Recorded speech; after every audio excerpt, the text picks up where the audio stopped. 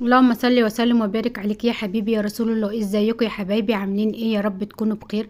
احلى متابعين يوميات بودي وزياد. قبل ما ابدا مع حضراتكم الفيديو ما تبخلوش عليا باللايك والشير وسبسكرايب وتفعيل الجرس عشان يوصل لكم كل جديد، واهم حاجه اللايك عشان يرفع الفيديو ويوصل لاكبر عدد من الناس. وعايزه بقى التعليقات بتاعتكم والدعم الجميل بتاعكم. هنعمل بقى مع بعض النهارده كده رز ابيض بطريقه جميله جدا جدا. شايفين اللون جميل جدا ازاي ومفلفل كده وجميل جدا جدا. الطريقه تعجبكم لو جربتوها. بتمنى بقى كده تدعموني في قناتي وتجربوا الطريقه ديت. وانا عملت معاه كده شويه سلطه خضراء كانت جميل جدا جدا. شايفين الشكل عامل ازاي؟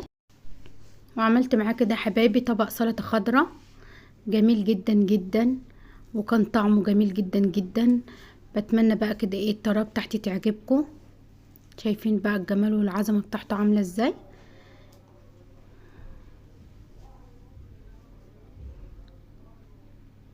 واللون بتاعه جميل جدا وفاتح.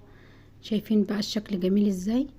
بتمنى تجربوا الطريقه كده وتقولوا لي ايه رايكم فيها. معانا بقى كده يا حبايب قلبي شويه زيت، يفضل يبقى كريستال، وبننزل عليهم بمكعب سمنه زبده. لازم تحط شويه زيت مع الزبده عشان الزبده ما تتحرقش منك. معايا كده حوالي كيلو رز انا غسلته وصفيته حلو. وهننزل بقى كده على الزيت والسمنه بتاعتنا بالرز، وهنفضل نشوح فيه لحد ما ينشف خالص.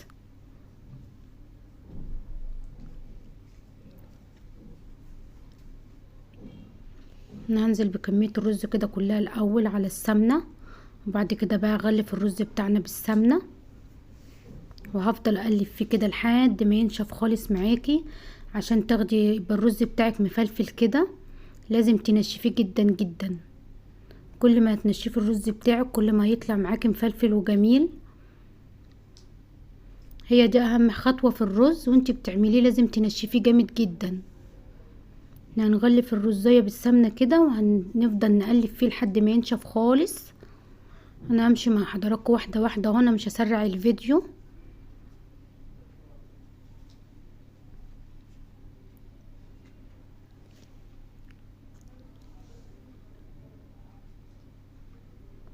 شايفين بقى الرز شكله جميل وفاتح ازاي؟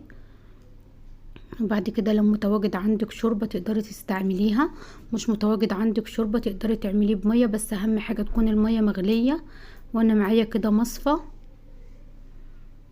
هحطها يا حبيب قلبي عشان ما فيش اي شوائب من الشوربة تنزل على الرز، علشان انا هعمل رز ابيض مش عايزة اي شوائب تنزل فيه.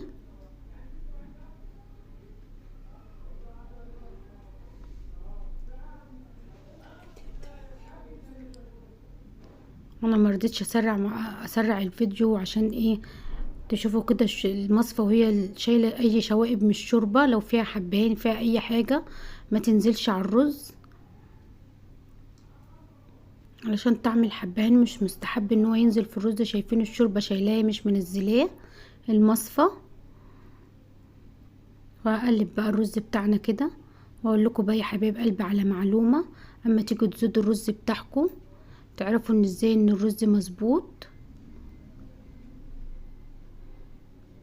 بصوا بقى انا عشان الشوربه بتاعتي سخنه، اول ما نزلت بقى على الرز غليت على طول. انا كده هظبط الزواده بتاعه الرز. بصوا بقى يا حبيب قلبي اما نحط المعلقه كده ونوقفها مش هتروح شمال ولا يمين، هتعرفي ان الرز بتاعك مظبوط جدا جدا. بصوا المعلقه واقفه اهيت. وبمجرد بقى ما الرز يتشرب، انا مش هسيبه يتشرب قوي عشان ما يلزقش مني في الحله، هغطي عليه وهدي عليه النار خالص. هيقعد حوالي كده ساعه الا ربع معانا، وهيطلع بقى بالجمال والعظمه دي. شايفين الشكل جميل جدا جدا، شايفين اللون. وعاوزه اقولك ان الطعم كان جميل جدا جدا، ومكعب السمنه الزبده كان مطعم لي الرز ومديله طعم جميل. شايفين بقى يا حبايب قلبي لون الرزايه عامل ازاي؟ وكانت مفلفله وجميله جدا جدا.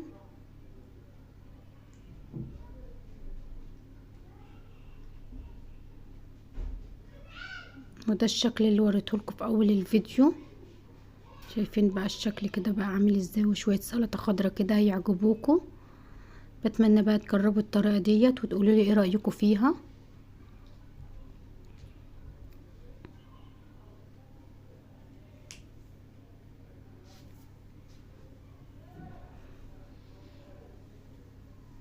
ولو وصلتوا بقى معايا لحد هنا يا حبايبي، ما تبخلوش عليا باللايك والشير والسبسكرايب وتفعيل الجرس، واهم حاجه التعليق الجميل بتاعكم. واشوفكم في فيديوهات تانية كتير، واستنوني في فيديو كتير جديد، واشوفكم